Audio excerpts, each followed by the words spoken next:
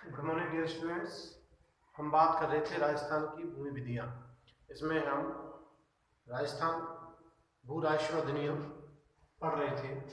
इसमें जो आज का अध्याय है वह है भूमि से संबंधित है, जो सेक्शन 88 से 105 में पूर्णतः परिभाषित विस्तृत रूप से दिया गया है।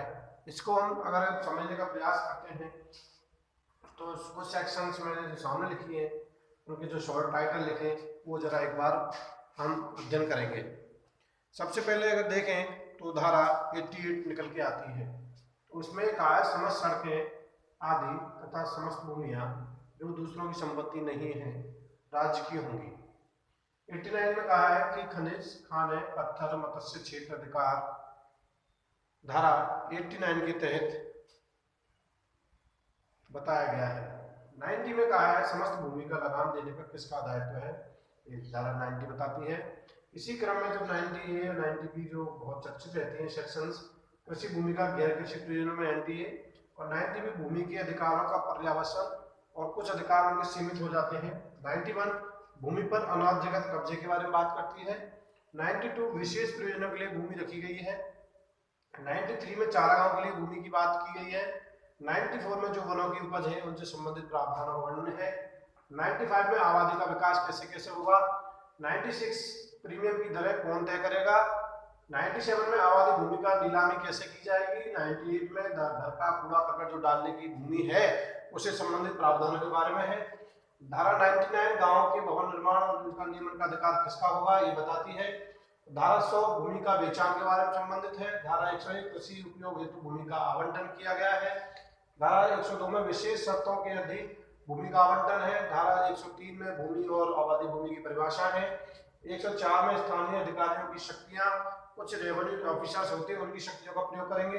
और धारा जो 105 है वो काश्तकारी के अधिकारों को प्रोवाइड करने वाली सेक्शन है। इसी क्रम में हम आगे देखें तो धारा 88 हमें यह बताती है कि समस्त भूमियां जो समस्त सड़कें आदि समस्त भूमियां जो दूसरों की संपत्ति नहीं है राज्य की होंगी। और धारा जो 89 है खनिज, खानों, पत्थरों की खानों मत्स्य क्षेत्र का अधिकार के बारे में बताती है। यह कहती है कि समस्त सिंचाई करने के अधिकार राज्य सरकार में निहित होंगे और उपयोग के लिए समस्त आवश्यक अधिकार होंगे। इसी क्रम में आगे हम जब बात करते हैं तो धारा 90 समस्त भूमि का राजस्व चुकाने का दायित्व हमें बताती है। ये कहती है कि राजस्व एवं लगान सरकार की आय का मुख्य स्रोत है, अतः प्रत्येक भूमि को राजस्व में लगान के दायित्व रखा गया है। कोई भी भूमि राजस्व एवं लगान के दायित्व से मुक्त नहीं होगी जब तक कि वह अनुदान द्वारा राज्य सरकार के साथ हुई संविदा द्वारा मुक्त नहीं कर दी जाती। धारा 91 कृषि भूमि का गैर कृषि प्रयोग में उपयोग और धारा 92 धारा 90 की बी सेक्शन कतिपय मामलों में भूमि के अधिकारों का पर्यावसन और भूमि का पुनर्ग्रहण से संबंधित विस्तृत प्रावधान इसमें दिए गए हैं। जब धारा 91 की हम बात करते हैं तो भूमि पर जो इलीगल पोजेशन आ जाता है उससे संबंधित प्रावधानों का वर्णन है। और इसमें अतिक्रमण जो कर लेता है भूमि पर अनाधिकृत उसको इसमें समाहित किया गया है। अगर इसको हम थोड़ा सा देखें तो 91 भूमि पर अनाधिकृत कब्जा, कोई व्यक्ति भूमि पर बिना विधि सम्मत प्राधिकार की अधिभोग कर रखा हो तथा अधिभोग रखता चला आ रहा है तो उसे अतिक्रमण समझा जाएगा और वह वहाँ के तहसीलदार द्वारा उसकी इच्छा से या स्थानीय निकाय के आवेदन पत्र पर जिसके पास ऐसी भूमि रखी गई है तुरंत बेदखल किया जा सकता है और उस भूमि पर खड़ी किसी भी फसल या भवन या निर्माण को उस पर एकत्रित की गई है किसी वस्तु को यदि उसी तहसीलदार द्वारा समय समय पर प्रेरणार्थ निर्धारित युक्ति समय में नहीं हटाया लिया जाए तो राज्य सरकार द्वारा जब्त किए जाने के दायित्वाधीन होगा। और फसल की दशा में ऐसी रीति से जैसा तहसीलदार उचित समझे अन्य दशा में जैसा जिलाधीश आदेश दे उसका वहन कर दिया जाएगा, परंतु तहसीलदार ऐसे भवन और अन्य निर्माण को जब्त करने का आदेश देने के स्थान पर उसको पूर्णतः अथवा उसके किसी भाग को गिराने का आदेश भी दे सकता है। आगे देखें, ऐसा कोई अतिक्रमण प्रत्येक वर्ष कृषि के लिए जिसके पूरे साल या कुछ भाग की भूमि पर अवैधानिक कब्जे से रहा हो, अतिक्रमण के प्रथम कार्य की वार्षिक राय का या कर निर्धारण की 50 गुने तक का शास्ति का जैसा भी संदाय करने का उत्तरदायित्व होगा। तत्पश्चात से प्रत्येक अतिक्रमण के कार्य के लिए वे तहसीलदार के आदेश द्वारा 3 माह तक के लिए सिविल जेल या उपयुक्त प्रकार के वर्णित शास्ति का भागीदार होगा। ऐसी शास्ति की राशि भू राजस्व बकाये रूप में वसूल की जाएगी। आगे देखें, धारा 1 के अंतर्गत कार्रवाई शुरू करने से पूर्व भूमि पर बिना विधि संगत प्राधिकार के अधिवास करने वाले और अधिवास जारी रखने वाले व्यक्ति को ऐसी भूमि को विनिर्दिष्ट करते हुए और निश्चित तारीख तक उसे या उससे ऐसी भूमि खाली करने के लिए कारण बताने के लिए जहां से बेदखल क्यों नहीं कर दिए नोटिस तामील करवाया जाएगा। निम्नलिखित में किसी स्थिति में जहां अतिक्रमणी ना तो भूमि खाली करता ना ही नोटिस के उत्तर में उपस्थित होता, भूमि को खाली करे या उपस्थित हो जाए, नोटिस के उत्तर में ऐसा कोई कारण नहीं बताए, वो या आवेदन प्रस्तुत कर दे जैसा जांच उचित समझे, मामले की परिस्थिति में आवश्यक रद्द किए जाएगी। तो धारा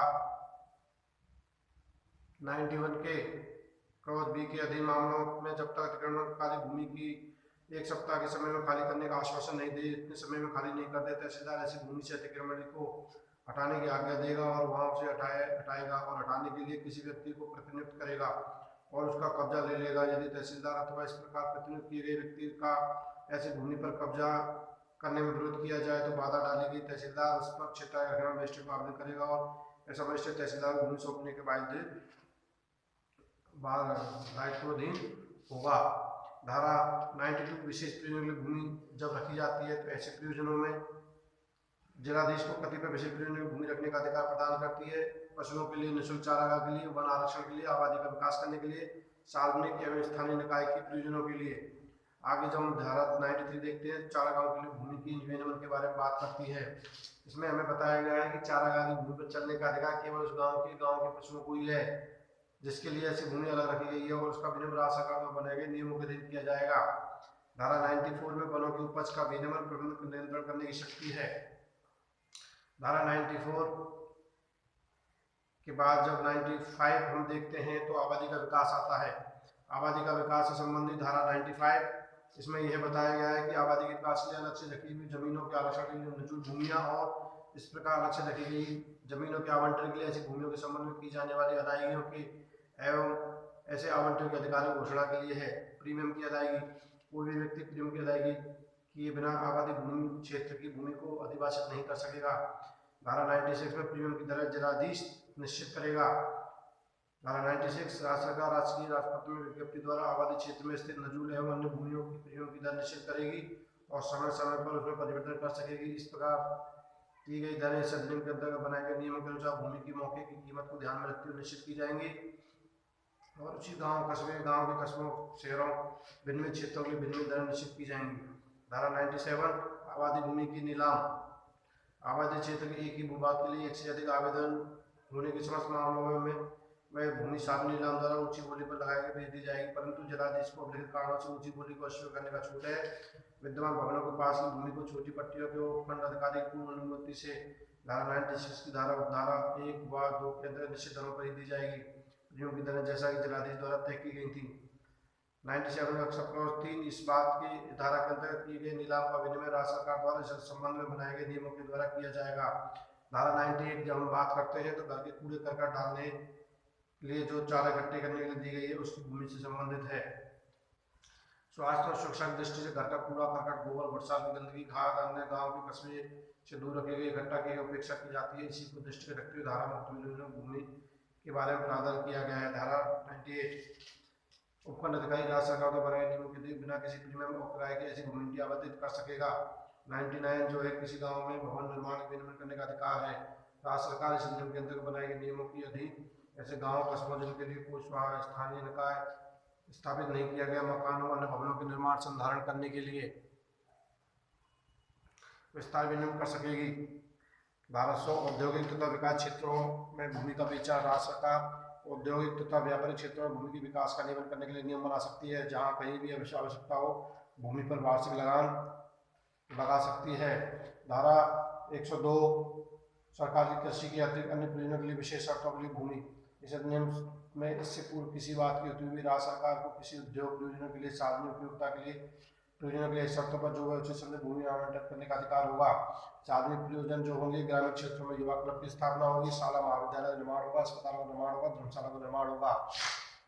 धारा 103 जो प्रयोजनार्थ भूमि और आबादी भूमि के परिवार संबंधित है। भूमि से तात्पर्य ऐसी भूमि से है जो राजस्थान कास्ट का अधिनियम की धारा 5 में खंड 24 में परिभाषित है। ऐसी भूमि जो भू आवर्ती अधिनियम 1953 की धारा में परिभाषित है। समाज के काम में आने के लिए गोचर, शमशान, कब्रिस्तान के लिए उपयुक्त प्रकार से सर्वेक्षण की गई भूमि, अंतरण तथा अन्य किसी प्रकार से सरकार या स्थानीय अधिकारी कब्जे में आई हुई भूमि, अन्य भूमियां इसमें सम्मिलित हैं। धारा 104 भी मामले जिसमें राजस्व अधिकारियों की शक्तियां स्थानीय अधिकारियों द्वारा प्रयोग में लाई जाएंगी। और जो लास्ट सेक्शन है 105 राजस्थान अधिनियम संख्या 3 1955 की धारा 31 के अंतर्गत काश्तकारों के अधिकार अप्रभावित रहेंगे। इस प्रकार आज हमने भूमि से संबंधित जो प्रावधान वर्णित है उनके बारे में संक्षिप्त अध्ययन किया, समझा, उनको सुनने का प्रयास किया, सीखा। और इसी क्रम में आज हम देखें तो जो भूमि से संबंधित बातें हैं धारा 88 से 105 तक पढ़ी।